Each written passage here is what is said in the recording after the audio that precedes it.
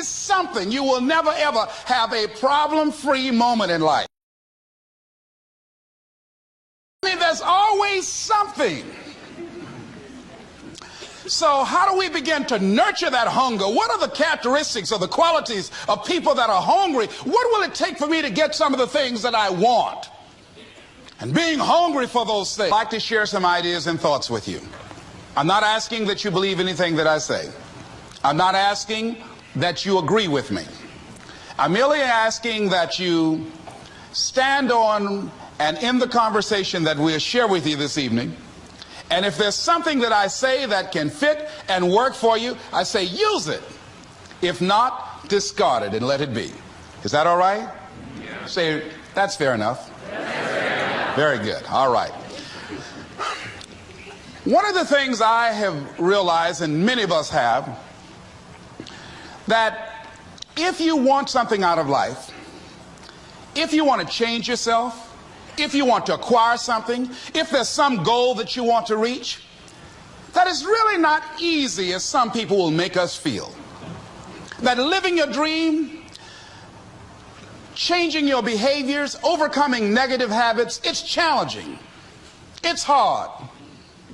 That living alone is just very difficult. And once we begin to come to grips with the fact that living is difficult, life is very challenging. Always something. You will never ever have a problem-free moment in life. There's always something. So how do we begin to nurture that hunger? What are the characteristics or the qualities of people that are hungry? What will it take for me to get some of the things that I want? And being hungry for those things. Number one, you've got to work on yourself. It's very important that you engage in an ongoing process to develop you. Spend more time on yourself than what you've been spending. It's very important. You owe that to yourself. Many of us never realize our greatness because we become sidetracked by secondary activity. We spread ourselves too thin, don't know how to say no. And we find ourselves doing all kinds of things and never ever have time to do those things that we need to do to work on ourselves. And then there goes a second, there goes another second, there goes another second, and we can't stop and hold time. And before you know it, you wake up one day and you're behind on your dreams and your bills.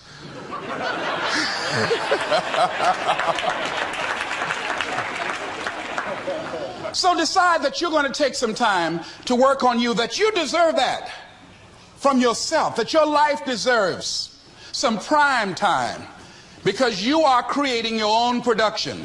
As Michael Todd would say, you are the star of your show. You are the director. You're writing the script. And you will determine whether your life is a smash office hit or flop. You determine that. Working on yourself, talking to yourself. That's so very important. Overcoming the negative conversation, that inner dialogue that's going on all the time, even when you don't want it to be there. You can't stop yourself right now from thinking. You can't do it. It's going on. And so learning how to empower yourself, part of doing that is standing up to yourself. You've got to stand up inside yourself sometimes and say, shut up. You've got to do this. I was going to give a presentation, and this voice inside of me saying, you can't do this. You don't have everything it takes. Shut up. I'm behind on my bills, and you're telling me what I can't do. I have got to do it. You'll get scared sometimes. Your mind will go blank on you.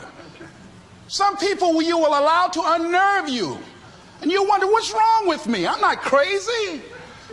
That's why you've got to learn to make a conscious, deliberate, determined effort to stand up inside yourself. Working on yourself, watching that inner dialogue, it will determine the quality of your life. I don't believe this. I know this. I've had a challenge of losing weight. I'm walking through the airport, this voice say, why don't you have some M&M peanuts? No!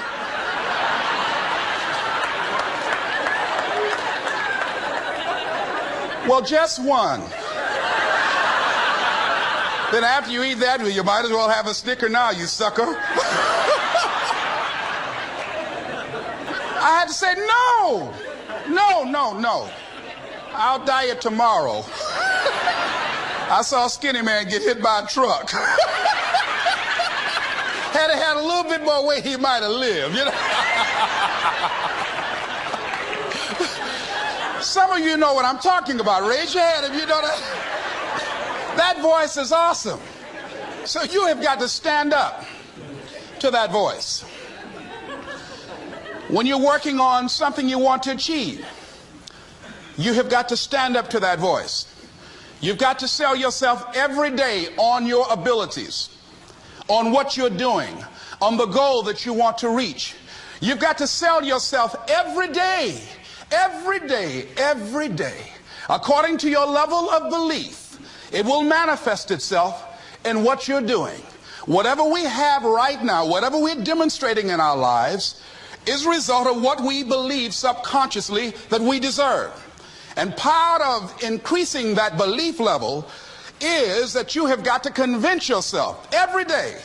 You've got to sell yourself. I do a lot of training for many corporations, and I conduct sales seminars, and I've heard all kind of guys doing techniques and training people techniques of how to close sales and how to work with and begin to control the sale and how to ask for the close. Let me share something with you. You can learn all the techniques in the world. If you don't believe in yourself, it won't happen for you. I learned all of it. So that's why I do a training called Focus on the Seller. You've got to focus on you. And as you convince you, as you sell yourself every day, every day, every day, you will begin to see a difference in the things that you're doing.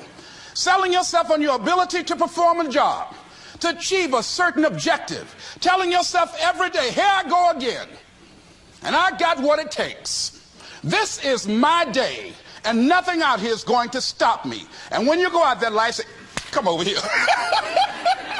Say it again. Well, I'll be back tomorrow.